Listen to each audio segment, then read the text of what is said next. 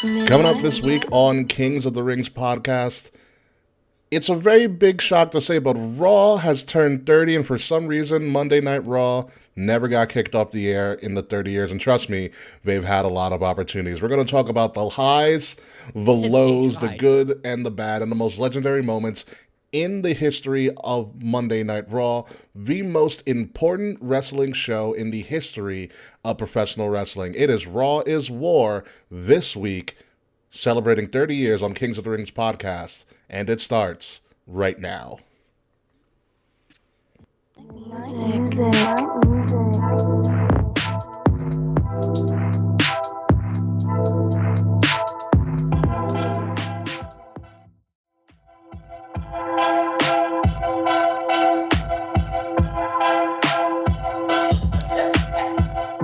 Well, how does it feel that Raw is older than you?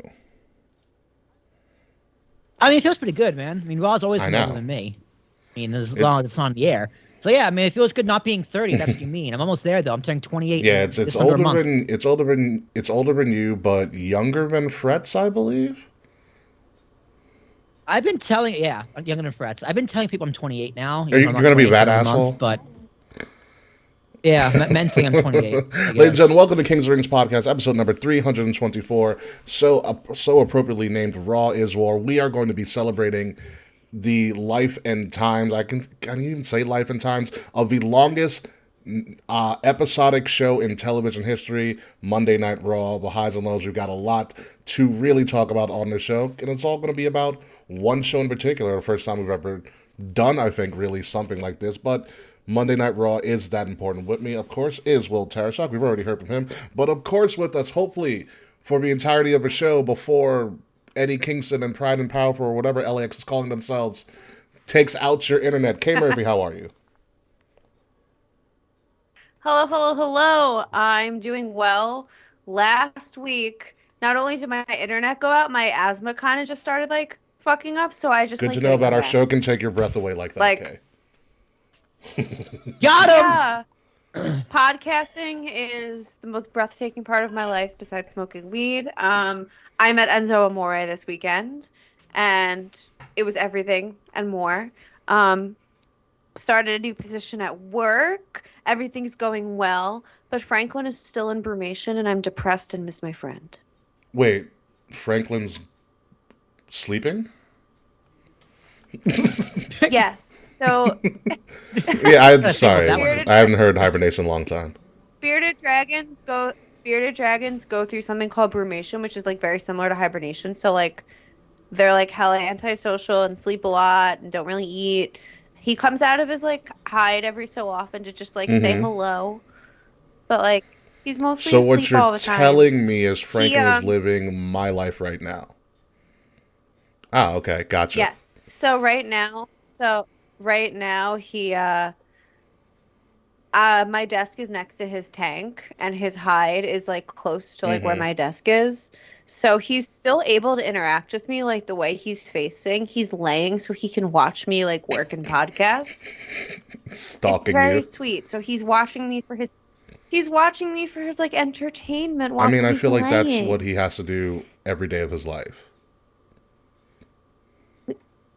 Feel- What? My Apple Watch just Your went Apple off? Watch just went off? You got a signal from Zordon or something? Like, what's going on, Kay? Are you getting Yeah, breaking news on your I watch don't now? know. No. I could, but no. Speaking of which, this has I nothing just to got do an with wrestling email. related. Did you know? Speaking of turning 30, they're doing like I think it's like a 30th anniversary of Power Rangers special on Netflix, and it's coming out in April. And I saw the trailer last night. I saw that. You're Never watched missing Power out, Rangers. Not gonna child. lie. What?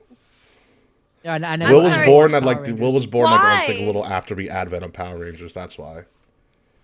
Yeah, that's probably true. I Yeah, was Power born in Rangers has been out since '95, so '94. also like, what Fox. channel were they on?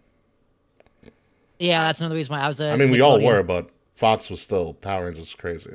Um, I pretty much like as a kid, I had like a super like diverse super diverse Mm-hmm. television interests and like shit like Power Rangers, like anything like that had some form of combat was Yeah. interesting to me. Like The Tiger Shawmans in Levittown, where I Tiger grew up, Showman's karate. I love it. they had a guy dressed up as the Ooh, White good choice. Ranger outside. They used the White Ranger to advertise and like get kids to sign up for Tiger Shawmans. And I remember asking my mom to let me sign up for karate so I can go to Power Ranger school. She said no. There's a crazy story. So there's a documentary on Netflix called "The Toys That Made Us," and they talk about the Power Rangers toy franchise. I love that show. And we'll It's talk so about it on the good. post show, but when you realize what they did to make Power Rangers actually successful, you'll be like, wow, this motherfucker's a genius. But I'll tell you about that later. But let's get into wrestling. Obviously, it's our Monday Night Raw special this week because Raw is turning 30, although it has, in all honesty, it already turned 30 a couple of weeks ago. But they weren't going to do it in like Kansas City. They're going to do it in a good wrestling town like Philly. That's what they're going to do. But before we get to all that, we have unfortunate breaking news that came out last night, actually. Jamin, I don't even know how to say his name. Jamin Pugh, also known as Jay Briscoe, one half of the legendary tag team from Ring of Honor, the Briscoe brothers, unfortunately passed away last night in what has been reported as a car crash. And from what I've read, I haven't read much. Yeah, it was a car crash. He was in the car as well as, from what I've heard, I think I read something on TMZ, both of his daughters were also in the car as well. Jay Briscoe, unfortunately, was the only person to pass away from the car crash that has been reported. His two daughters are in the hospital and are in, I heard, critical condition, and there's some one had emergency surgery, I believe, as well. That's all the details we really know about, or that I've really researched about the incident. It sent clear and obvious shockwaves around the entire wrestling community. When you look at the Briscoe brothers, and Jay Briscoe in particular, Jay Briscoe is the older of the Briscoe brothers. They are Ring of Honor originals. Literally since day one, the Briscoe brothers have been Ring of Honor. Jay Briscoe himself is a two-time former Ring of Honor, or was a two-time former Ring of Honor world champion, multiple-time tag team champion. The Briscoe brothers, they have a very, very unique style, but they were also very fantastic performers and wrestlers, formerly ranked as the number one tag team in the world back in 2007. Most recently, they were ranked number 3 behind the Usos and FTR. As tag team champions. Taekwon Singh, 13-time tag champs in Ring of Honor. So one of the best tag teams of the 2000s and the 2010s. And they just had a crazy, crazy dogfight match with he could have called it a hard FTR. If he wanted to. God damn it, Taekwon. So it's been a very big shock to the wrestling world in general, because Briscoe brothers are badass. Like, you can't get around it. They're one of the best tag teams, best performers. Anybody who's really mentioned anything about Jay Briscoe in particular, number one mentioned that above all, he was a family man and he loved his daughter. There's a cute video out of him doing like a TikTok dance with his daughter in their living room, which is really great to see. And everybody says that he was a great performer. They had a very interesting style of wrestling, but it was something that really grabbed the audience and helped make Ring of Honor what we knew and loved about it to this very day. So, Will, any comments on Jay Briscoe? It's really sad. You know, I think we saw them live at that Supercard of Honor in Madison Square Garden, yes, whatever it was. We saw them wrestle. And yeah, it's really sad. Like, that sucks. There was a car accident. But I guess it could have been worse. Yeah. Rest in peace, man. Sucks. You know. According to Mr. Fretz here on our live chat right now, it said broke just before NXT, and Vic Joseph, which is I love this about the Triple H era. Vic Joseph actually did make an announcement on air during NXT about the passing of Jay Briscoe.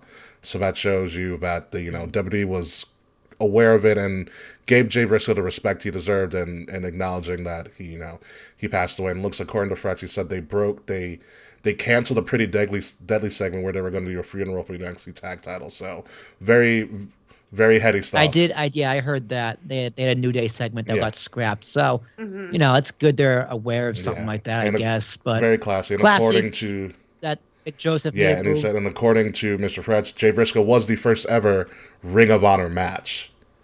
So if anybody's missed if anybody's ever missed Wow. ROH, it's Jay Briscoe. And the only reason that his brother wasn't on the first show was because Philly had child labor laws and he could not perform in the first Ring of Honor show. So Jay Briscoe was the first match in Ring of Honor. But K Murphy, Child labor laws. yeah. Goddamn But K government. Murphy, what are your thoughts on Jay Briscoe, the Briscoe brothers? So you know what makes us even sadder? Today's Mark's birthday. It's his brother's birthday. Wow. Yeah, today. Wow, that's So rough. like, I feel like the Jay Briscoe passing has just gotten sadder and sadder.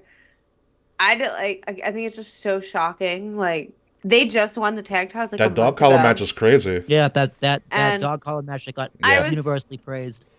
I was reading that. You know what's interesting is that both Jay's last match and Brody's last match were dog collar matches. Really? That's just eerie. I know. That's just eerie. And if you look at it, Like- he was not even 40. Which is the crazy part about it. And in terms of age and wrestler stuff, you could essentially argue he wasn't even in his prime yet. They were just getting started. Mm-hmm. Yeah. And he's been doing it. doing I it mean, they've been forever. doing it almost like they have almost like a Hardy Boys like length of a career, just doing it since they were young teens. It's pretty wild. He's from Delaware. The Briscoe brothers are actually from Delaware. I forgot where, but they are northeastern boys. You can kind of tell by how they dress and how they operated. They're you can. Those guys weren't from the South. But it's a shame. It's a shame, and he will be missed, and his brother's probably going through a rough time right now. He's gonna want to help. I sure as hell hope so. I sure as hell hope so, and I hope this. If there's any positive from this, it'll help shine a light on ROH and the ROH catalog and backstory, because to even survive in ROH at the time Jay Briscoe was helping to essentially found that thing, you have the who's who of wrestling right now all went through ROH. Yeah, our Ring of Honor is like Ring of Honor was like what NXT was back in the mid 2010s. Yeah. Yeah. Yep, So if pretty you much. were good, if you were able to be a big name in ROH, that was your stepping stone to anywhere else you wanted in wrestling. And it's and unfortunately, it looks like Jay Briscoe and the Briscoe Rebels never really got that opportunity just yet, but they were getting close, man. I don't know if That there's also any could be interest something as well for too. them. Yeah, I don't like that, and maybe they didn't want to leave. it's hard to leave something you started. I don't. Like, there's a weird Yeah. reason why they weren't in WWE, and I don't know if it was the interest I don't know if there was no interest on WWE's part or their part. I wouldn't be surprised by Yeah. either or, to be honest. But it's a shock to everything. But yeah, rest in peace, Jay Briscoe, and thoughts are obviously with his family and everything, and I hopefully that his children that were in the car with him do survive this incident, and hopefully their procedures, if they are going through any procedures, are going well. So, anywho, let's transition to what we came here for: Monday Night Raw, or Raw is War, and you can see our very clever logo made by the K Murphy themselves. So This clever. logo can actually be found on our Thank Wrestle you. Addict Radio merchandise store shop. The link is in the description below. It is pretty much put on anything that you want: sweatshirts, hoodies, t-shirts. So if you want this design that we used for our title, for our show this week, it is available on our shop. Like I said, the links are in the description below. But Raw is 30 years old, so I don't know where to start, but let's go with you, Will. Will, in particular, what's your first memory of Monday Night Raw? Oh, I love this question. So, what got me to watch Monday Night Raw? Because when I first started wrestling, I only watched SmackDown. Oh, I didn't watch Raw. So I was like, maybe for like a few months, I only watched SmackDown. But there was always the Raw. yeah, I remember rewinds. Raw Rewind. And I was like, I what loved is- Raw Rewind. I was like, what the fuck? What is this Raw show? I didn't know what it was, but it was. Yeah, I knew it was on Monday nights, and I found out it was on USA Network. And what got me to start tuning in was a Raw Rewind. yeah, it's really I said hard. 5 times fast. And it was Jeff Hardy versus Umaga in a steel Wow. cage match. I remember that. And I saw Jeff Hardy do a swanton off the top on Umaga, and I was like, I gotta watch this fucking show. Like, where can I find this? But like, it was Monday nights. I was in like 8th grade, or 7th grade at the time. My bedtime was 10 o'clock. And like we would watch 24 on Monday nights. But after 24, I would like flip over to Raw for a little bit. And when I turned it on, it was always a women's match. The 9 o'clock hour was always a Divas match. Mm-hmm. So that's like, I noticed that. That's like one of my first memories of Raw. Like the first feud I can remember was Santino and Beth Phoenix. It was Santino was breaking up with Maria because she was the last diva to cover Playboy. And then she went with then he went with Beth Phoenix. Wow. Interesting. K. Murphy, what are your first memories of Monday Night Raw?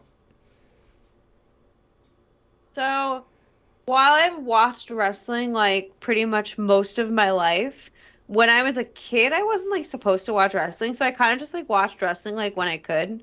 So I wasn't like really actively aware of like what I was watching. But what made me a weekly Raw like consumer was when Chris Benoit died. Yeah, so I hadn't watched wrestling in a couple of years. At that point, I was in, I think, 8th or 9th grade. What year was it? When Benoit passed away? 05 or 06? 07. Yeah. Something like that, yeah. So I was in 10th grade.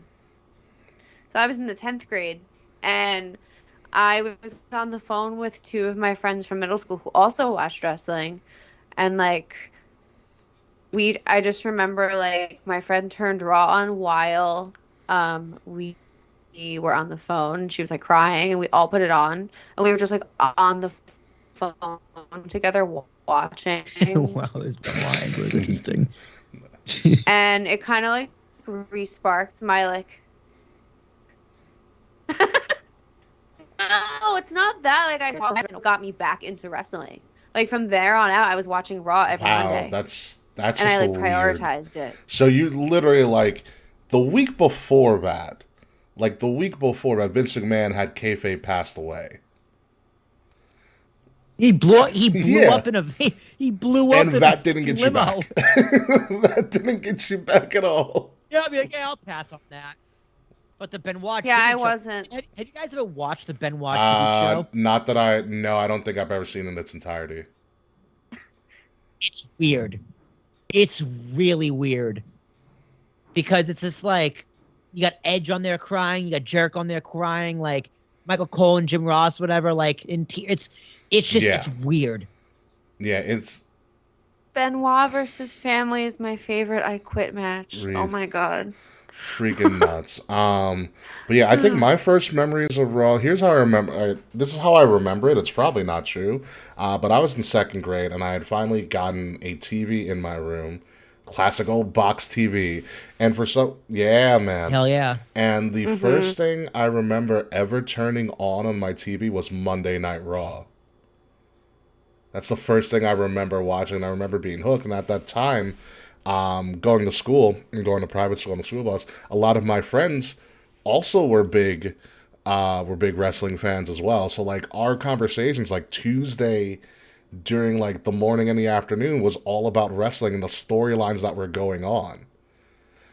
Because we couldn't believe it. Like we're like 6, 7 years old. This shit is out of this world to us.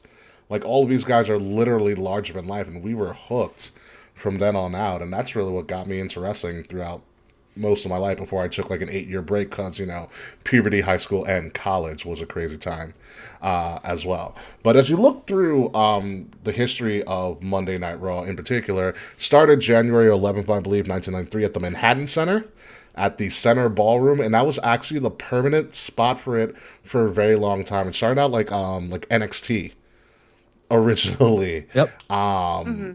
Until it went on the road, and then it never stopped going on the road and had some pretty legendary moments and crazy crowds. So here's how I want to really operate and do this show, as K. Murphy takes a step back real quick. We're just going to run through all the events that we can remember and things that were memorable moments. I actually made a list And we're just going to talk about the best moments of Raw that we can even fathom and think of. I started my list, I will tell you this, I started my list based on the network, or Peacock actually came out with a 4.5 hour playlist of the best moments of the 30 years of WWE Raw. It's not the best moments, but it's the ones that get probably packaged within 4.5 hours of content. Because they literally could Yeah. have done at least probably a solid 12 hours if they really wanted to. But I will read to you what is on this Peacock Best of Raw list, just in case anybody's interested. So it starts out, Will, and we can talk about these once I'm done with the list.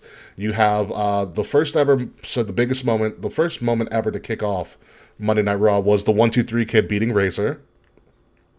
Then it Yep. transitions all the way to 97. It's the first stunner on McMahon at MSG. Yep. Nothing really happened. Yeah, it's a lot of downtime. It's a lot of downtime. And then transitions to the Austin versus Tyson moment in the ring, which is crazy. There's a genius to that segment too, and I'll talk about it. Then you have all the vignettes of DX invading WCW, which still holds up. After that, you Yep. got to Austin and Detroit with the Zamboni. Which I did not know the Undertaker and Kane were also a part of that segment. In that same night is when Austin first attacks Vince in the hospital with the bedpan. Then after that, And the doink, the thump, well, no, with Mankind. the Doink one is another Vince hospital segment. That's when Austin sticks. Yeah, With Mr. Socko. Mr. That's when Socko. Austin sticks like the enema up his ass. Okay. It's two different Two times. different Yeah, times. I was. Yeah. After the Austin attacks Vince in the hospital, you have on. This is all still on the same Peacock playlist. Mankind wins the WWE title, January 1st or January 1st, January and that's 1999. actually Yep. you see the entire match, which is great. Like all Awesome. these. That Austin pop might be Yeah, the of loudest pop in all history. these segments I'm talking about, you see it. You see all of them in their entirety. After that, they go you to Austin with the beer truck. After that, Yep. you have the debut of Y2J. That's also an Okay. interesting moment. After that, you see the entirety of This Is Your Life Rock. Like This Is Your 13 Life minutes, Rock. but yep. You have McMahon buys WCW in Cleveland, which is a shame. Then you got I the love it. McMahon hires Eric Bischoff segment with the greatest awkward handshake and hug I've ever seen on TV. From there, you get to the first ever women's main event, Lita versus Trish. It's actually a really good match. After that is the Jericho segment when he reveals that Cena was drafted to Raw, which is a kind of big deal. Okay. Yeah, That's a big you moment. have Big the moment. 2006 something like or that. something? Yeah, the first ever brand split because that's the first time Cena was ever on Raw. And then Right. you have HBK versus Cena, the first ever matchup. Then from there you have the return of Brock Lesnar after Mania. Damn, they jump all the way. Then you have some moments that I don't really remember because they're more recent. You have a UK Raw where it's Shield versus Team Hell No and Taker. After that match, that's when Taker gets slammed through, get power bombed. Yeah, Oh, I remember that match. Yeah, that was yeah. like Taker after gets Mania. power bombed in the UK, gets the Shield bomb. Then you have a random triple threat from last year: Roman versus Big E versus Lashley. And then you had a ladder match from last year as well, which is Mysterio versus Seth versus Balor versus Kevin Owens. And those are all the moments on that playlist. However, there is a bunch of other things that happened that is not on that playlist, and that's why I started to make my own. But we can go through them as they come up because I'm assuming that they've all come up when you start thinking about Monday Night Raw. So we're just gonna kind of just do like a round robin of it and just talk about those moments. But I do want to start off with that initial anything can happen moment, the 1-2-3 Kid beating Razor. Yeah, it's me. It's It's like a very whatever. quick match, by Right, the way. honestly. Yeah, it's he wanted to roll up. Cool. Cool. I don't get why it's like, oh, this is the moment. It's like, okay, yeah, a kid beat Razor Ramon. Okay, You know what it cool. was about Anything can that? happen. It's that if you listen to it, if you watch the match, X-Pac didn't have an actual name. It was always something Kid. So it was that he kept coming every week as a different name, but it always ended with Kid. Yeah, Yeah, it's the it's the kid or kid. whatever. And man, he X-Pac kind of got a James Ellsworth like angle, but more time. You know, like he actually became something of himself, unlike James Ellsworth. The So one, then it two, became the three 1 2 3 kid kid. once he beat Razor, and as the story goes, Razor's the one that actually lobbied to put him over. It was his. It was his. It was, Yeah, yeah, it was his idea, right? Razor's the one that actually put him over. But Will, what is one of your most memorable segments of Raw that you can think of? It could be a match, it could be a segment, it could be anything. We're just free flowing here. Definitely not many matches because God damn, it's just so forgettable. But one of my first moments, I'm coming. I'm kind of going. I'm only gonna mention moments that I've actually seen, like that Okay. I was watching live. I guess. Um, it was the promo going into WrestleMania 24. Shawn Michaels and Ric Flair, like the go home Did show. they do video package or was It, this one like in the ring? it was Okay. in the ring promo. And Rick was pretty much saying, like, I still got stuff in the tank. Like, you're not gonna beat me. And Shawn just goes, Rick, you're a dog, and I'm gonna He made put the you old Yeller down. comment, And I was right? like, oh, yeah, the old yellow comment. I was just like, ice fucking cold. I was so excited for that WrestleMania because that's when Floyd Mayweather, like, anytime Floyd Mayweather was on Raw and like Big Show threw him, and that was WrestleMania. That was my first 24. WrestleMania. So like I was also trying to get my friend into wrestling, so he came over to watch the card just for Floyd Mayweather. Nice. So that whole build I thought was great, but yeah, that stands out. Then the following week with the Ric Flair retirement, Oh, everybody coming to give just him a hug. I didn't know who Ric Flair was. Right, he was just some 60-year-old man to me. I was like, who the fuck is this guy? I was like, this guy, I was like, you can do this until you're like 88 years old. I couldn't believe it. But yeah, like those two moments, that first bit of WrestleMania, it was the Shawn and Ric Flair that stands Yeah. out the most. The old Those Yeller promo. comments. Kay Murphy, what about you? What is a moment from Raw that stands out for you? Y'all won't be surprised that I'm mentioning this, but obviously Punk's We pipe were going bomb to someone was promo going to bring it up was at some point. I, Another reason why I didn't bring it up. um I feel like that promo is just like such a defining moment for like our generation of like wrestling Yeah, fans. I mean Punk did Like pretty much start the internet generation. like whether you like CM Punk or not, like it's still one of the best promos ever. It created conversation I'm not gonna that lie. needed to have.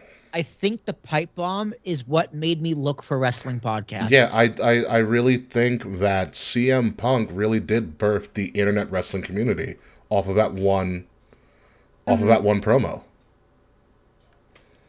Yeah, everyone just Yeah. went to Twitter. Because I remember, I heard like I heard something about the pipe bomb. Oh, you know what it was? Because I think it was in the summer, It right? The was the pipe big bomb. yeah, because right before Yeah. summer So of Punk. I was off from school, so I would record Raw on Mm, DVR, and then I'd watch it like that same night, and then go to bed afterwards. And after the pipe bomb, like they were off the air, I just Googled CM Punk and looked for like dirt, like what would yeah. be dirt sheets, because like I was like, what the like, was that real? Is he fired? Like I was like, it's 2 in the morning. There's gotta be more news by now. And I was just blown away. I think that's probably why I found the podcast. Like I either found the Steel Cage or TWFS. It's crazy for me. I have a list of stuff that we can even talk about this. I don't even want to talk about the first stunner on McMahon and MSG because you've seen that once, you've seen it 1,000 times. Owen Hart was a part of that segment actually, which is kind of crazy to begin with. But I do want to talk about that Tyson Austin segment. There is a brilliance to that segment. Number one, if you actually watch that segment, when Austin comes out, Austin is jacked. It is scary. Ripped. He is busting out of a size medium shirt. Like he is absolutely ripped. And at that point, it's believable, but it's also psychotic. Like I still look at it to this day, I'm like, yo, that's Mike Tyson in his prime. I know you're Stone Cold Steve Austin, but I wouldn't have said all of that shit. You know, and the greatness about that segment is Austin flips him off, Tyson pushes Austin, and that's the only time they touch. That's it. They In the touched whole career. once, and the world exploded. And then they kiss backstage. this little peck, no tongue. Just. I feel like Tyson thanks doesn't for get the enough segment. credit for actually. I mean, he's a shitty speaker, but like, he did his job well on that night. Yeah, Vince was like, "All right, pal, you're just gonna stand there, and you're gonna look menacing, and you're gonna shove him. You're gonna shove him. It's gonna push him to the ground. Can I punch him? No, Mike, you cannot punch him. You can punch Shawn Michaels at WrestleMania. Okay, Vince, okay." Oh my god, that Shawn Michaels punch. You could tell that Tyson held back when he punched Shawn too. Yeah, and Shawn's Rocked. jaw still got rocked. Well, because Shawn was like, just hit me. And Mike Tyson's like, all right. Yeah, you say so. So it's pretty crazy. But that is one of the biggest moments ever in the history of Raw. But let's move on. Will, what do you got next? Next up, something that really pissed me off, which was just like the first time I was like, damn, that's a really good heel looking back. William Regal beating CM Punk for the King of the Ring, the 2008 King of the Ring. This I don't King of the Ring, whatever remember. it was. You got to enlighten me about this. With the brass nuts. Good heel work. So CM Punk was on a come up. Like CM Punk had just come to Raw, and like CM Punk was on the way up. It's still Killswitch Punk, like from ECW, and William Regal was a general manager, and William Regal put himself in the King of the Ring tournament. I was like, you can't do that. You can't do that. And he won by cheating. I was like, you can't do that. It was still CM real Punk, for you, wasn't I was a it? huge CM Punk fan. Like CM Punk was my favorite wrestler back then. I was just like, CM Punk should have been King of the Ring. And to this day, I'm still pissed off because CM Punk should have been King of the Ring. Would have been huge for his career. I think that was the only time I've ever been mad at William Regal. Yeah. I was like, William Regal sucks. Okay, Murphy, what about you? What you got next? A memorable Raw moment that I was physically in person for was when Roman Reigns got murdered with an ambulance. Oh, yeah! Oh, we were there. We were there. Oh, yeah, that was at the Coliseum. Oh, my God. Yes, it was. That was my very first That was I'm Not WWE Finished event. With You Yet. That's when Braun was just doing random feats of strength. Roma wasn't even daddy Oh, yet. no, we all did. Roman We made it known. I booed him out the building, and in the section next to our section, there was this short man dressed up as Roman, so we were doing a tiny Roman chant. Damn. Tiny Roman. Listen. That was Roman's worst, but that was also when Braun was at his best. I will say that right now. Oh, he was Braun so just good. destroying pieces like just a giant semi. I think the ambulance was at the Coliseum. I think the semi was also at the Coliseum too, where he lifts the semi truck. It might have been the same night. Finn Balor got a That's concussion also that night when too. the Coliseum's also where the Fiend debuted the first time too. Yes, we That were was a there. great We were there moment for that. in Raw history, That was as great. well. Let's staying on the Roman train. Something that I was there for, and I was the only one on the show. But I was there for currently on the show. But it's when Dave and I went to the WrestleMania after Roman beat The Undertaker. And the booing for The boo. 10-15 minutes that we gave this man. And he ate it. He ate it up. This is my yard next. Asshole. I'm proud of the dude for just standing there and he couldn't say a word. Like we were not allowing him to speak. He didn't have to.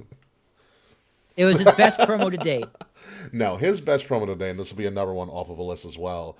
His best promo to date, there's two of them, it's a two-parter, is when he said, "My name is Joseph Anawai and I've been living with leukemia." And then when he came back and said he was in Yeah. remission. You're right on that one.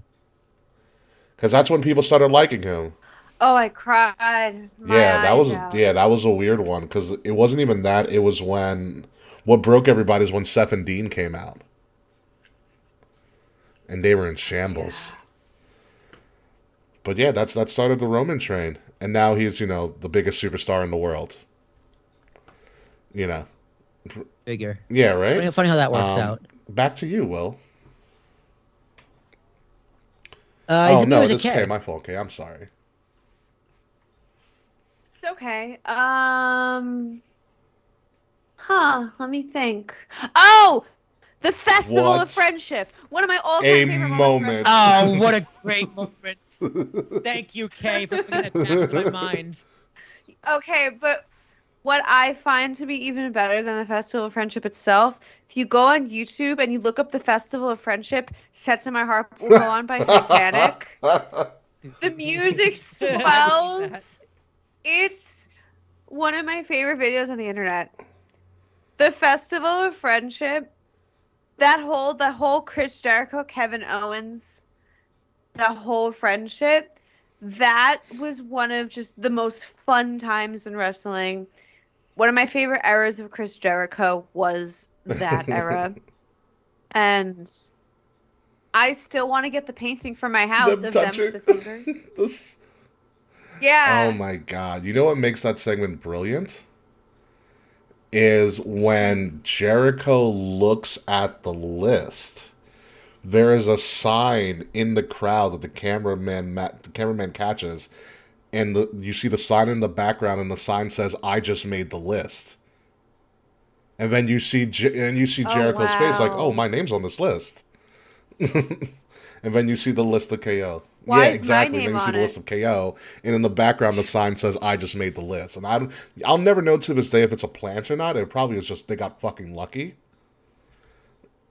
That's Yeah. just good directing. That's just Kevin Dunn being good at what he does. Yeah, that's good. What else is on this? What else is on my list? We talked about Festival of Friendship. Yeah, over to Over to you, Will. me.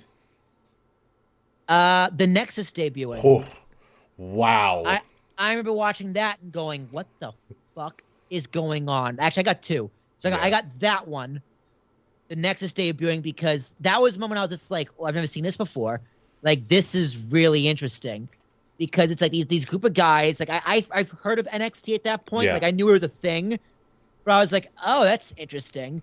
And then it became what it became. So the debut is just where they jumped the shark on the first night, unfortunately. But the second one is when Triple H came down and pretty much fired Vince McMahon. It was like the board of directors is just like relieving you of your duties. But he's like, "I'm Yeah. sorry, Pop." This is when Triple H had long hair. Yeah, He yeah. had the Not bun. mutton chop strips. And Vince is like, yeah, like Vince is like crying. Triple H is in a suit. But the next week with Triple H in charge, there's a walkout. It's like at the end of Raw, it's a walkout. Like all the wrestlers are like in the ring. Triple H is like cutting a promo. They all walk out. Michael Cole walks out. Lawler walks out. And it's just Triple H like in a ring by himself. And that's how the show goes off the air. Everyone just walks out on Triple H saying like, "Fuck you, we want Vince." And then the next week, the show opens with no announce team, no wrestlers. It's just Triple H in the ring. And he's like, "I guess I'm just gonna have a match." And it's like John Cena comes out and like they have a match for like 15 minutes. And then I don't remember how, but all the wrestlers come back and it's like, yay, the show goes on. But like when it first happened, I was like, "What the fuck is going on here?" Like, I thought it was real. I'm an idiot. Wow, how times have changed. Times have changed. What else do we have on this list? I just had something. I just pulled it up. Brett, I'm with you. Festival of Friendship is better than This Is Yeah. Your Life. I'm gonna go back to DX invading WCW. Yeah, they couldn't ever do that today. I hadn't seen those vignettes in a while. They're still fucking funny. They're still really fucking funny. And there were some segments that they never really show when they do their recaps. So at one point, Triple H with his big ass megaphone goes up to the door of the arena. Security clearly doesn't let him in. But he goes up to the door and he's like, "Hey, I just want to know if anybody has any extra tickets so that WCW can have a full house tonight." Like, That's funny. very It's so good. ballsy. Their comedy was on point. I do still have another DX one back from that era too. Also, when DX targeted the censorship when they did the little Oh speech. yeah. Yes. Yes, because like the censors like wrote him a letter and they just read the letter on air and like were cursing Yeah, they a said lot. all the words that the censors didn't want them to say, and they bleeped all of them out. And apparently, the censors like, actually, that's really fucking funny. Keep doing it. Yeah, couldn't do that. Couldn't do that Yeah. today either. Yeah, but that is brilliant. The DX and its some of its original incarnations were wild times to be on TV. K Murphy, what do you got for us? My Yeah. a raw memory. All right, I'm bringing it back to Okay. 2007 in Italy when Mr. McMahon did an open challenge for the Intercontinental Championship and Santino Marella was plucked from the crowd and won. It's a moment. It's a moment. I will I, say. and that was before I just remember like that was a moment in wrestling that like my like disbelief Yeah. was suspended, and I like bought it. Like I believe that this kid was Yeah, it plucked took me a from long time to obscurity. realize Santino And was half not from Italy. Yeah, That he's is Blatantly Canadian. Like, why He's is everyone who shouldn't be Canadian. Canadian? Like, why is Jinder Mahal Canadian? It's true, man. Because like you know what it was in that segment as well. You look at that segment, and he comes in and he has a great Italian accent, like Santina Marella, and the crowd goes nuts. Like the crowd, Yeah, yeah, they the think he's crowd actually buys Italian. it, hook, line, and sinker. Yeah, I mean, the Italians are stupid. So I had a theater teacher in school that like taught us that the number one rule of acting is the audience is that is stupid. absolutely So true. like The kind audience of is as like absolutely fucking stupid. like like she used that as an example. Like say like you fuck up your line, like obviously the audience doesn't know you fucked up your line, but like it's true for Mm-hmm. wrestling fans. The audience is stupid, but a wrestling audience is stupider. Yes, absolutely. Yeah, because we don't know what we want as wrestling fans, so you just tell us what we want. Literally not at You all. tell us what we're going to put on, and we'll tell you if you like it or not. Like don't give us a choice. Make the choice for us, and then we'll tell you where to go. That's how it's good. It's how it's going to have to work. Will Tershak, what do you got next? Dude, I'd be a fool not to mention that one time Randy Orton punted Chris Jericho backstage and goes, "Sorry, Chris, it's the season premiere." It's one of my favorite all-time Raw moments. Like, it's like, hey, we need a reason to write off Chris Jericho. Let's just have Rennie kick him in the head and say it's just because it's the season premiere of Raw. Just because. Sorry, Chris, it's the season premiere. Like, what? What? It never got resolved. Never got resolved. The next time we saw Chris Jericho, he's confronting Brock Lesnar because Brock Lesnar busted him open. Like, just utter nonsense. Sometimes Raw has really bad writing, and that's one of them. And that's Yeah, let's fucking stick one with of Randy them. for a little bit. Let's look. I just categorize this on my list of the Legend Killer Randy Orton era. Oh, The Age of the Orton. Age There of you go. Yeah, Orton? Age of Orton.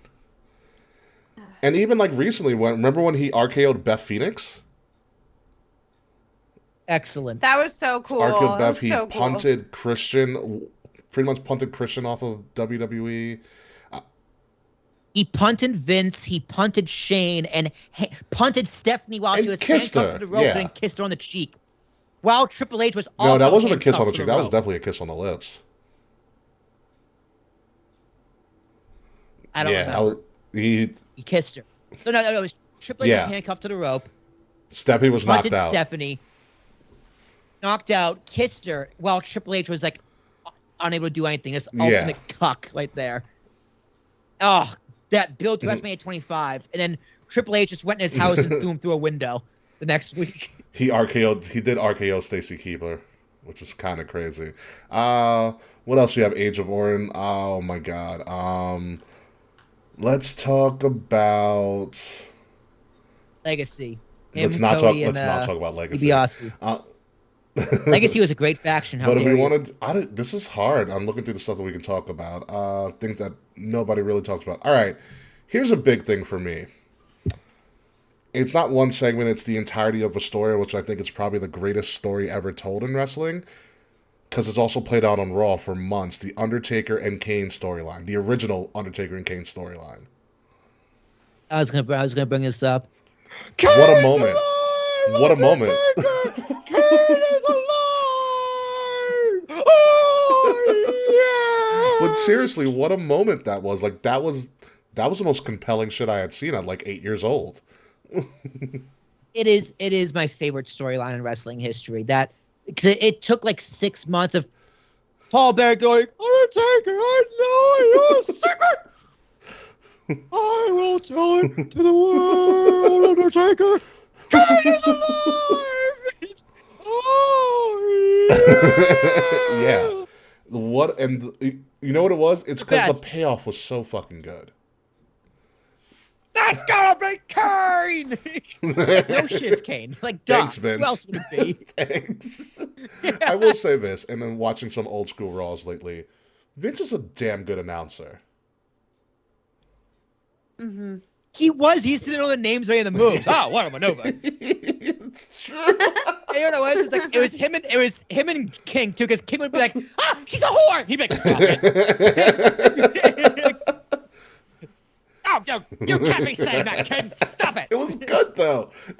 Or like Sonny would make a motion of a tits, and he'd be like, well, that's unsanitary. Like, Vince would just say the most ridiculous things as an announcer. He's like the babiest. He was like if Byron Saxon was the lead announcer. Yes.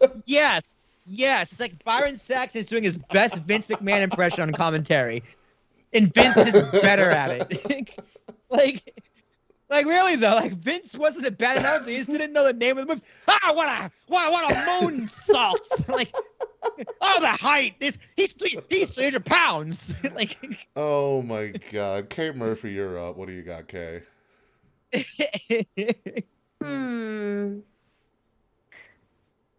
a lot of good ones in the comments too.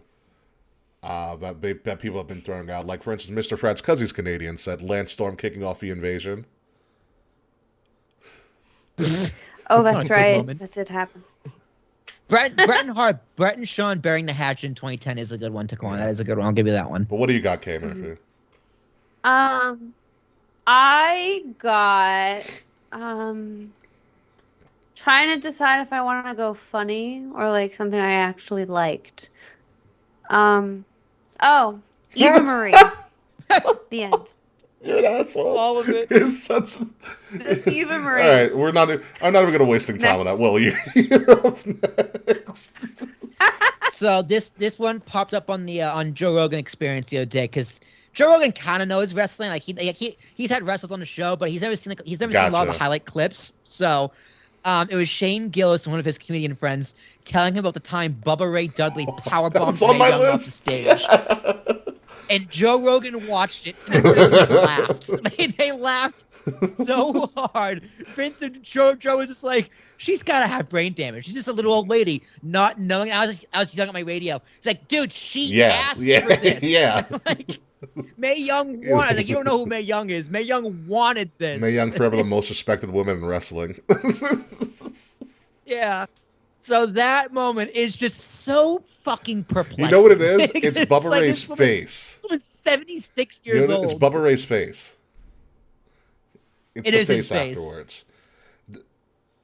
Actually, I got some quick sideberg. I don't know if you guys listen to Mr. Fretz, know the answer to this question, but I got to the point in ECW 1997 where Bubba Ray Dudley turns and joins Devon. They were feuding for a while, and they hit their first 3D. Do you know who they hit their first 3D on? I have no fucking clue. Was it Spike? Wow. It was Spike. You and Fretz both just pulled it out of your ass. I don't know how you guys both got Spike. Sorry, Kate, I let you guess, but you would have guessed Spike too. I would. So speaking of Sidebergs. Yeah, Spike Dudley. So speaking of Sidebergs, apparently, according to Mr. Fretz in the comments, this is exactly what happened, why Bubba Ray had that face. Apparently, Mae Young asked Bubba to slam her hard. She then farted on him, and that's why his face was that way. Oh my God. That's amazing. That's amazing. You know what? Because he had to be a serious face because he couldn't laugh. Probably. which is That is great. pretty For funny. me, we're gonna stick with Mae Young here, and Mae Young and Mark Henry, and the fact that Mae Young burped the hand. Yes, Okay, and the Yeah. only reason that segment happened was because Vince thought it was funny, and he was right. he's right. I mean, it even debuted at WrestleMania. Remember when he came back as like a teenager, and he was the hand. Oh my god, so fucking good. Oh my god! But the Mark Henry Mae Young storyline, weird as fuck, but so memorable. K Murphy, what do you got? Pretty sure this is a Raw moment, but do you remember for Royal Rumble a couple years ago when SmackDown invaded Raw and Becky? Did that when Becky got punched in the Bloody face? Becky Yes. That Survivor was Raw, Series, but right? yes, that is Raw. Yes. No, that's the birth of the man, an unconscious man, but the birth of the man nonetheless. Yeah. Nia's biggest hit was Becky Lynch's career, pretty Yep. much. I still my favorite era of Becky. Oh yeah, the original man Becky was great. Will Tarashak, you're up, sir. Ugh. Oh, 2000 to 2008, like presidential debates for the Democrats. I don't know why they did this, but there was a fake debate on Raw between Barack Obama and Hillary Clinton, Oh my God, I remember that. and they got actors and they put Barack Obama with like fake He ears, does. he has big ears, and the guy went, "If you What Barack is smell cooking? what the Barack is cooking." And they had balloons fall and everything. I was like, why is this on wrestling? What the fuck I thought is I- happening? I thought I fever dreamed that. That was real. That happens. Oh my Caleb, God. I'll find a link and send it to you. Wow. Thank you, Okay, thank I don't you. even know how to go. I don't even know where to go from there. Oh, the Vince McMahon giving away $1 million. Oh, I forgot about that. I did, but I'm not gonna go that. I'm gonna go with one that because there's still a lot of shit on here. Okay, let's go to all the things that ever happened to Stephanie McMahon on Monday Night Raw in particular. Okay, number one, she was almost sacrificed to the Undertaker. Okay, she was Married. essentially date raped. You know, not to trigger anybody, but Triple H married her while she was unconscious. Yeah. She's been thrown in the mud, literally. That's how Vicky Guerrero went off TV. I was going to She's mention slapped that. almost every person on the Raw roster. She's gotten kissed without her consent by Randy Orton. And stunned. and Eric Bischoff. What? And Well, Kurt no, wasn't that Angle. all on SmackDown, the Kurt and Bischoff kissing? Oh, you're right. Sorry. Chris Jericho also called her a whore for like 6 Yeah, months. The Rock joined in on that too. Um, When she got breast implants, that was also a storyline for a while. Yeah. All of a sudden, it's happened to Stephanie. She's supposed to marry Test, and that didn't happen. Wow. Oh, when Stephanie McMahon was revealed to be the buyer of ECW, which was also a big moment at the time.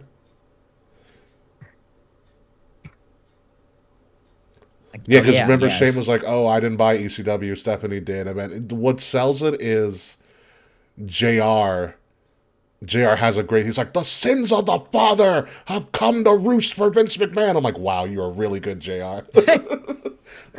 You are really selling this. It was so good. So that's my whole thing. Everything that's ever happened to Steph on the show, and that's not the worst of it, by the way, because Vince McMahon tried to push an incest angle for the longest time. Yeah. And instead he got Yeah, Hornswoggle. yeah, that is true. K Murphy, what do you got?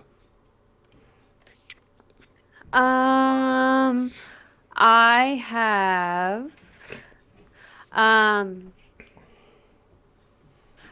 Paige winning the Divas title on her first night. on Raw. Yes, in New Orleans. It's a great Right. moment. Great moment. Paige Turner for the win. She also retired in New Orleans too. Yes, she did. Will Tarashak, it's up to you, sir. Edge's retirement Oof. speech. Oof, Yeah. I've seen that. That's man. That one sucked. So like, damn, his last match was with Alberto Del Rio. That's At the worst real WrestleMania tragedy. of all time. Yeah. You know, oof. Yeah, there's one. Mine, I'll see your edge and I'll raise you Daniel Bryan's. Daniel Bryan is way better.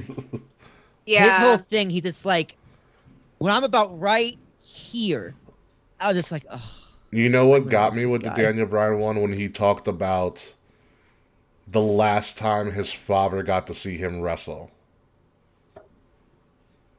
Because that's what he pretty much started out the thing with. I mean, he talked about um, the charity that he was going to donate a lot of stuff to, but then when he talked about he talked about, which is another great Raw moment, when they hijacked Triple H's segment in Seattle, and Triple H was visibly Mhm. pissed because they were going to unify the titles and they had the whole title unification ceremony, and it was in Seattle, and they wouldn't stop cheering for Daniel Bryan until he acknowledged them. And then Bryan goes on to say, that was the last time my father saw me in a ring, which was nuts. And if that doesn't get you, the 24 about that entire show will break you to tears. You ever seen the 24 of that one, Will or Kay? Mhm. That Mhm. is a hard one to get through. I love those 24s. It's like one of the best stuff they And do. what I loved about it even more is you got to see Vince McMahon tell Daniel Bryan, "You have the final segment. Take as long as you need." Yep. I thought that was perfect for him. Yep, take As as long long as as you you want. want. So, K Murphy. Um, Probably I would pick both the Shield, like getting together and then the Shield reuniting in 2017. In the same arena, That Indianapolis. was that was Yeah, in the they same place always too. reunite. The Shield always reunites in the same place. Oh, It's a weird thing that just happens to them, except for that one time in unfortunate. Barclays when that was a surprise, Oh yeah. which I almost lost my cookies for. But Will Tearshock. Hmm. You know, I just had one, but I lost it. Damn it. I just had it, but not the shield. Um, damn it. I don't remember. I'll give you one then. Well, the Shield being dismantled because there's always a Plan B. Yeah, that And was a good one. CM Punk started the IWC era. This broke the marks. This Hmm. shattered everybody. Shattered everybody. That's a moment. That steel chair in the back. You know what's crazy? No one saw it coming. Like the setup is clear as day. Yeah, that they did set up Yeah. the camera No, even angles. in the camera, you see Seth just never step forward, and he just lays them out. But it was good. It's one of those shocking segments that happen. Should we go back to you, Will, or should we? Oh, Kay has I one. have one. Go, Kegs. I That's why I had one. I make can't remember lists. what it was. It's bugging me. I have two words for you, and What? Will, you're gonna be mad. Raw Yes, Underground. yes, Hell yeah, I love Raw Underground. yes. I remember what it was Raw now. I know Underground what is it a was. segment that was gone too soon. God, it was What was Something that, like like great. that. eight It was a Shane weeks? McMahon experiment that It Vince was hated. awesome. It was awesome. Fuck you. All right, I'll say it. Raw Underground was awesome. Even Taquan is Yeah, wrong Raw Underground was sometimes. great. I don't care what anybody said. Will, you got it? Mine was that one time Paul Heyman spoke Latin during a Brock Lesnar promo. They just speaking Latin, it's going Oh yeah, fucking he read somebody nuts. their rights. He read them their rights in Latin. Yeah, it was nuts. Paul Heyman is going off. Oh my god, because there was a time when Brock Lesnar was Suplex City Brock, and Paul would just go off on the mic every week. Yeah, it's go crazy. There's one time I remember Vicky's like, he spoke Latin. Like we freaked out on the show too. Yeah, it was nuts. What else do we have? Uh, Oh, here's a more recent one that I loved. AJ turning heel on Cena was a yeah, that was moment. a good one. Yeah. Was a moment which started AJ's run as one of the top guys in WWE. Yep. Cena put him over. Cena did the same thing with Kevin Owens. The John Cena United States Absolutely. Open Challenge. Yeah. Yeah, he you can say from the people he fought in the Open Challenge, minus a few people, those are the stars of today. Each and Yeah. every one of them. Yep. Except And Cesaro. and the man formerly known as Zack Ryder, because that happened. Yeah. I was excited. I went to The Brawl for All. stop Threats, it. that's a great one. Stop it. Oh man, but yeah, no. I went to a Raw during the Cena United States Open Challenge, and we should have known it was fucking Ryder.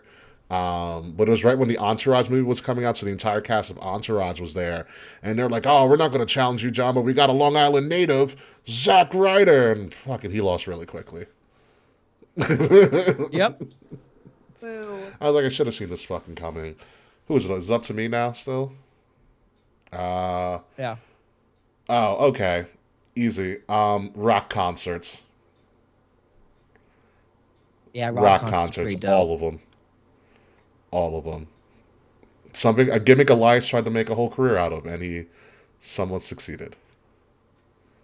Speaking of concerts, though, that's also the same, in the same vein of concerts. Does anybody remember Elias and Kevin Owens getting booed out of Seattle? Oh, that was amazing. I do. That was awesome. Oh my god. Kevin Owens is like Supersonics. He's not even watch basketball.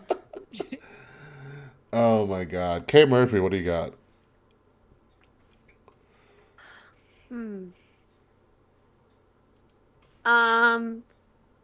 This is a nod to teenage me. I would like to give it up for all the bra and panties matches that existed when I was a Did teenager. that help you awaken some things inside of you, Kay?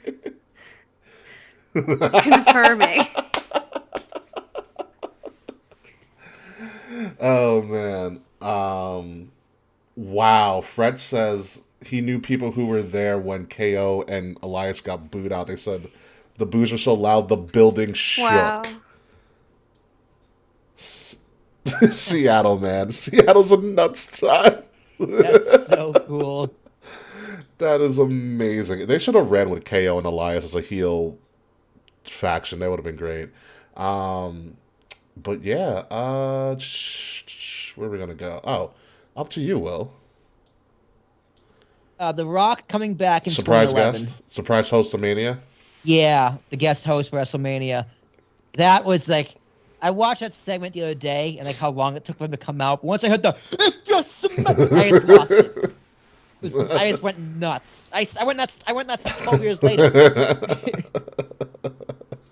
Yeah, no, that's a crazy one. What do I have? This is up for debate because this was kind of just a staple of Raw for almost 2 years. The Authority. Yuck. Like they were such a staple of the show. They did relatively nothing. Although them coming back on New Year's Eve Raw, I'm not gonna lie, I was like, okay, that's pretty awesome. I laughed pretty hard. Wasn't that when who is it? Someone threatened Edge? No, they threatened to break Edge's neck, right? Yeah, and Cena like a brought little him back. Bitch. Like a little bitch that he is. And then they came out and it Raw went off the air. This Vince and Triple H with balloons falling, them champagne going, Happy New Year, and then drinking their champagne. I was just like, all right. All right. Oh man, Kay Murphy, who do you got next? I have Mick Foley's general manager. Have a nice day, Foley. Yes. Awesome. Yeah. Yeah. That saved his career, to be honest with you. The first time around. That was a good time. You mean Foley GM the first time, right? Okay. Yeah. Yeah. It was a nice time. Will.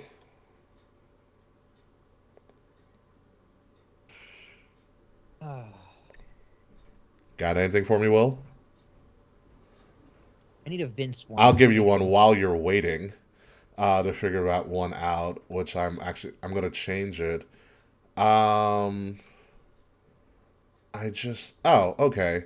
Ric Flair returns as the Consortium. When did that So it happen? was right after I 18. remember that. It was when Ric Flair's contract with WCW came out, and so um like essentially the whole idea was that Shane McMahon had sold WCW to a consortium, and Ric Flair was the Okay. consortium. So the angle was Ric Flair returned, and he now owns half of WWE with Vince. It was after That's Invasion. pretty Thank cool. you, Fred. Sorry, I do got one. The Miz Ms. cashing in on Girl. Randy Orton. Yeah, Miz Girl Ms. specifically. Girl. Ms. Girl. K Murphy, what about you? Um. Hmm. Shit. I'm like running out of I can things. insert one for you that you probably remember. What? Pillman's got a gun. I was gonna bring that up eventually. No one else Oh did. yeah. Pillman's. Austin's on the run. I remember that now. What did the cameraman Honestly, that's one of the do? segments that they probably should have got kicked off TV for. Yeah, probably. They didn't tell USA. Yeah, imagine that Oh today. my god. Hey, who would it be? Sammy's got a gun. Yeah, the bloodline comes for Sammy, and Sammy pulls out a gun. Yeah, he's just got a gun. Oh my god. It'd be, that's something KO and Sammy would do actually, a Sammy like a Pillman's got a gun angle. I'll throw some other ones out there for you as you guys are thinking. The debut of Goldberg after Mania was a big deal at the time. Which is funny because a lot of WCW people Yeah. debuted against The Rock, which is hysterical. Like Jericho's debut, as big as it was, when you look back at that segment, The Rock owned him. Yeah, the Rock kind of buried him real Yeah. quick. The Rock made him bad. We're gonna start throwing stuff. Oh, speaking of Jericho, when he threw Shawn Michaels Geritron through the 3000 or Jeritron, whatever. the ultimate, that was the greatest heel turn I've Didn't ever he also seen. like hit his wife? Yeah, that was on Oh, okay. Unforgiven though, or that was like a SummerSlam or something. Yeah, he punched Shawn Michaels' wife like legit. Yeah. I think he was supposed to He miss, didn't and miss. he didn't miss. Yeah. Nope. Every time Got I her. was gonna say every time the Brood did a bloodbath. Also great Raw moments. We missed one retirement actually that we never talked about just yet. The pink Henry? salmon suit Mark Henry retirement. Yeah. Hell yeah, dude! What a fucking moment. I bought it. I bought it hook, line, and sinker. I did too. Same. I got one more. I got more left in the tank.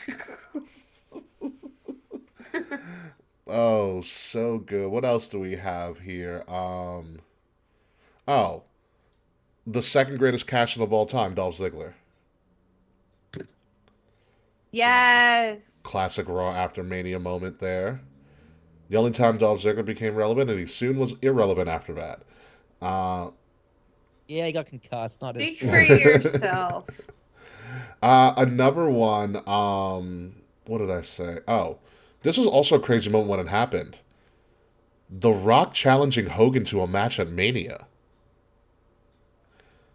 Yeah, Yeah, that's a good like one. that was monumental. Also, You got Rock and Cena booking the main event of next year's WrestleMania and the the day after the entire previous promos for the WrestleMania. rest of the year. Yeah, and then French they is did it really again. adamant that we mentioned Bob Barker for some reason on Raw, but Oh, the special guest, Bob Barker. Him and Jericho were fucking hilarious. I'm more privy to Bevy White because she's like, I'm gonna whip some ass. Betty White was good. Pee Wee Herman was good because Pee Wee Herman. Like the word of the day is ridiculous. Like I love Pee Wee Herman. jerking Here's off in one the for movie you, theater. K Murphy, that I'm surprised you didn't bring up. When Enzo and Cass broke up, and Enzo shed one Oh my tier. god, single Yeah. tier. That was one of the worst nights in my life. How about when the Vaudevillains almost That took was on his a head pay-per-view. off? Now it's on a I thought that was on pay-per-view. Raw. Shit. Because Enzo and Cass breaking up shook me. Enzo and Cass's debut was great, and then they broke up. Let me see what else. They never won did. tag Nope. titles. Nope. What else do we have? Oh, Randy getting kicked out of Evolution, Yeah. and also Batista denying Triple H and signing with SmackDown. The thumbs Oh, down. thumbs down. The thumbs down. Oh. I don't know if you know this one, besides Die Rocky Die, because Die Rocky Die is also a great moment in the history of Raw, looking back at it. But does anybody remember the Val Venus and Kai angle? Yes. Chubby pee pee. Do you remember that entire storyline and how that segment ended? Val Venus got Correct. kidnapped. They tied him up in a room, like arms Butt and legs, naked, like by tied. the way. Butt naked, took a sword, and they Yeah, insinuated they they chopped turned off off his the cock. lights right before. And do Yeah. you know who they had on to sympathize with Val Venus? The husband I don't of remember. Lorena Bobbitt. You know, the girl that chopped off her husband's dick. Chopped her husband. He was on the next week. Jesus Christ. Remember when DX tore up the Nation's locker room and like X-Pac like wrote like the N-word on the wall? Like he Well, might they as also had well have. X-Pac in blackface, Oh which my they got God. away with because the Nation was okay with it because they didn't give a fuck. Yeah, Mark He Henry's was like, yeah, it was it's fucking fine. funny. It's like, I laughed. It was funny. DX impersonates the Nation. The Nation, because that's when he's Yes, what the the Croc is Croc. cooking. They piss in the DOA's bikes.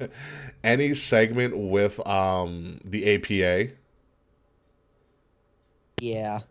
We didn't talk about the first ever women's main event, Trish and Lee. Oh, well, we did. We talked about it briefly, but that was also it's when you look did. back, it's a really funny match. Not funny, but it's really fun matches. They did a good job. You also have, when speaking of the women, the reveal of the women's evolution. When Stephanie Yep. debuts Sasha, Charlotte, and Becky. They take everybody out. And then also, I think probably the best women's match I've seen ever on Raw, Falls Count Anywhere, Charlotte versus Sasha. Which is the bank statement. The bank statement on the railing, yeah. On the railing, yep. Yeah. But also a moment that not really many people talk about was still big. Remember when Charlotte belittled Ric Flair to end the Raw Yeah. Yeah. and made Ric Flair cry again? Man loves Yeah. crying. And then another segment that we kind of it was a big deal at the time, but it was the Paige and Charlotte promo segment when Paige mentions Reed. I don't She remember talks that about one. Reed's death.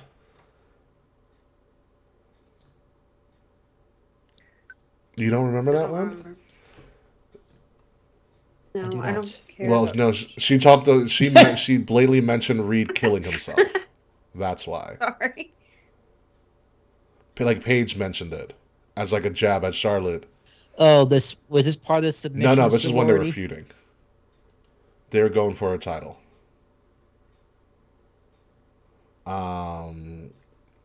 I forgot what the actual thing is. Fretch will probably figure it out and know it. But a couple more things before we do get off the air. A couple more cringe moments, like Snitsky punting a baby. Don't! How dare you hold your tongue? That was Snitsky punting a excellent. baby. Also another segment that probably should have gotten Raw kicked off the air. Vince making Trish Stratus bark like a dog. Remember that segment? I would have kissed my ass. Yeah. The Kiss My Ass Club was funny. The Trish bark like a dog one is very cringe. Looking back at it's very uncomfortable. And then last but not least, one of the best hits and misses of Raw ever, the Higher Power. That's so fucking stupid. Dude, they had Shawn Michaels, and it's years later, they had Shawn Michaels wrestle God, or tag team with God on a pay-per-view. It was Yeah. built up on Raw. Like Backlash 06. Yeah, the higher power. Man, you know what it is? Like, I can't judge it because I need to watch it, like, live. I need to go week by week and actually see, like, wow, they built You know this what up it for was? It's Vince. because it was the Undertaker building it up, so it brought a lot of credibility. Like, oh, I answer to a higher power than me. It's the corp. I mean, he's right. Vince. So in that perspective, Yeah, the corporate ministry, which is crazy. I mean, you look back at the corporation. The corporation was loaded with talent. You Very know, the loaded. Ministry of Darkness, not so much as the Undertaker's boys, but them together. Like we don't mention Ken Shamrock enough because Ken didn't do too much. Yeah, Ken Shamrock's a damn He was shame. better outside of WWE, which is crazy to think about his wrestling career. Well, He's a no, UFC fighter. not even his UFC stuff. His UFC stuff is legendary. I'm talking about just in pro wrestling in general. Like when he went to Impact, he was fucking phenomenal. You know, I think that's like all the Raw segments I can think of. I know we probably missed something. Oh yeah, just one for UK. Jeff Hardy versus the Undertaker ladder match. I'm That's a surprised you great never brought it match. up. I love that match. I thought we talked about it before. Oh, I saw yeah, it in the the chat chat, brought it up. No, so I you didn't can- want to be redundant. The anonymous Stop Raw it. general manager. Raw's GM was a fucking laptop. Hornswoggle. Batista's give me what I want from him. And then we didn't get what we wanted. I We did. got it Batista stripping tripping away in the ring. That's all I wanted. Bischoff We coming did to mention Raw. Bischoff coming to Raw. The greatest handshake. Raw roulette. Ooh, I Oh didn't my mean to not talk about Raw god. roulette.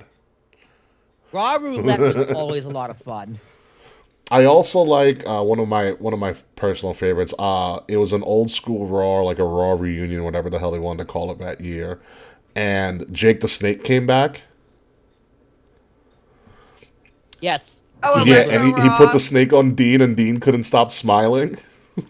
He's got a smirk on his face. Like I got some boner right now.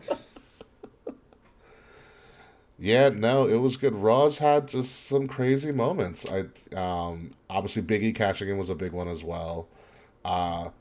And what's people don't really talk about a lot. There was a TLC match on Raw once. There was a TLC match on was? Raw, and it was amazing. Not as great as the one on pay-per-views. There's a Hell in a What's Cell up? on Raw too. There's a Hell There in a was a Cell Hell on in a Raw Cell on too. Raw. Just a couple of things, but yeah, that's Raw. And honestly, like to wrap things up, as we're going to probably start coming to a close here for Raw as well. You really have to understand the importance of this show in particular, Monday Night Raw. Monday Night Raw is not just any other wrestling show. It is the wrestling show that all wrestling shows are kind of based off of, including SmackDown, by and large. It's the longest episodic show in television history. Number one, it's pretty much made its way to pop culture status. It's one of the most viewed TV shows of all time. It's had some of the best segments in television history that have transcended just wrestling and has gone all the way to mainstream, especially during the Attitude Era with people like Mike Tyson and Stone Cold Steve Austin. Wrestling wouldn't be where it is today unless Monday Night Raw existed. And everybody's trying to chase Monday Night Raw and the success that it has had for these 30 some odd years, and I don't know if anybody's gotten close. Will Tarashak, what about you? I agree. It's very well said. Raw is just, first off, like Raw. I don't know why they called it Raw. It's raw, a weird real, name, uncut. but it works. You know, it's raw. It's supposed to be live. Anything can happen. True. Okay, that makes sense. Yeah, it's Monday Night Raw. It's been on Monday night for 30 years. Like I think the only thing that comes close No, is it's like actually SmackDown. with a longer run. Yeah. Oh yeah, it is SmackDown's number 2. Well, Simpsons Correct. isn't weekly, but like I think the only show that's been on longer that's on like a news show that's like entertainment like that. Well, news is entertainment, but is the Simpsons because Simpsons been around since 1989. But Raw is going to outlive the Simpsons. Yes, it by is. far. The only other one there is Doctor Who, but Doctor Who also took time off for a while. There is no time off with WWE Raw. Like, even in a snowstorm, they did a show. It was a promo show, but it was a show nonetheless. I don't know if anybody ever remembers that.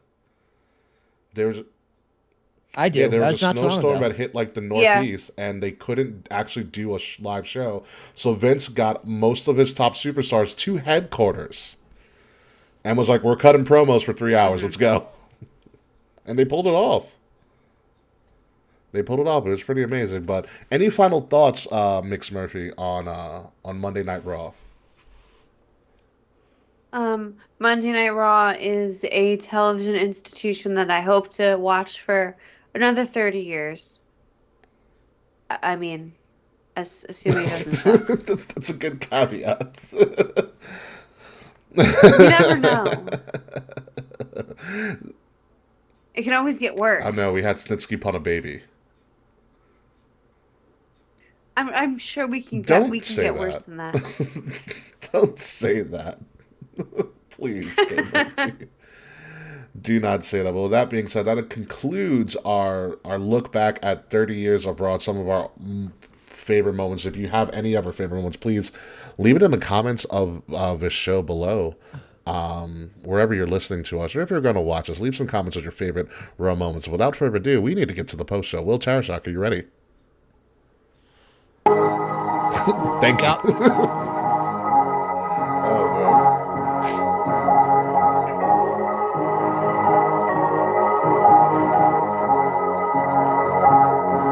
Ladies and gentlemen, you have been listening to Kings of the Rings podcast, episode number 324 of Raw is War. Our look back at the 30 mostly amazing years of Monday Night Raw, excluding that time when they were on Spike TV, because we're not really even going to touch that. I have been your host, King Ricky Rose. You can formally find me at Ambassador Biggs across all social media outlets whenever I return to real social media. Find Kings of the Rings podcast at KOTR_podcast, all over social media, Facebook, Twitter, Instagram, Twitch, Discord, so on and so forth. The links to all of our stuff, including some amazing merchandise, is in the description below. If you're listening to us, please make sure that you're listening to us on Wrestle Addict Radio, the cure for the common wrestling podcast, and follow Wrestle Addict Radio socials at Addict_Wrestle on Twitter and Wrestle Addict Radio everywhere else. Like, share, subscribe, leave us some 5-star reviews, like this video if you're watching it, like this episode if you're listening to it, because it really helps us get the word out there. But we are one of the best wrestling podcasts probably out there, and that's just me just self-promoting my own brand. Will Tarashak. Check me out on the Fretzelmania podcast. Fretz and I went for almost 2 hours talking about Royal Rumble 2003. We watched it live. You can watch it along with us and get our shenanigans and commentary. It was a lot of fun. Fretz, congratulations again to episode number 100. Complete honor to be a guest on that show. And it was a lot of fun. Royal Rumble 2003. Awesome. Phenomenal card. K. Murphy, you got to go on that. You got to go on Fretz's show. Yeah, It's one of the last ones we need to go on. Yes, I would love to go on Fretzelmania very soon. Mr. Fretz, let's talk. Let's podcast. You can find me across all social media platforms at the K Murphy, TheKae Murphy. The end of the K Murphy era is ending soon. Stay tuned for some brand changes and some announcements from me coming in the near future. Wow, how ominous of you, K Murphy. That's very, very foreboding. Yeah. But when we go... Just when they legally change their name, oops, you're gonna do it again. Surprise! Yes, I'm K changing my Murphy name is changing again. name again, which means new K Murphy merch, although the Resident Rainbow merch will always be available because that's just a great, phenomenal logo. Yes. And it helps out a lot of people. So, next week is our annual Royal Rumble preview show, the Rumble of Royalties for 2023. So we're going to be previewing everything Royal Rumble and a major, major announcement from the K Murphy themselves. And don't worry, folks, Slack's not invited. So until then, folks, goodbye, good night, we'll see you soon. And with the 31st entrant in the Royal Rumble, you know the entrant that doesn't exist, Mr. Irrelevant, it's Slack. Go fuck yourself, Slack. See you next week.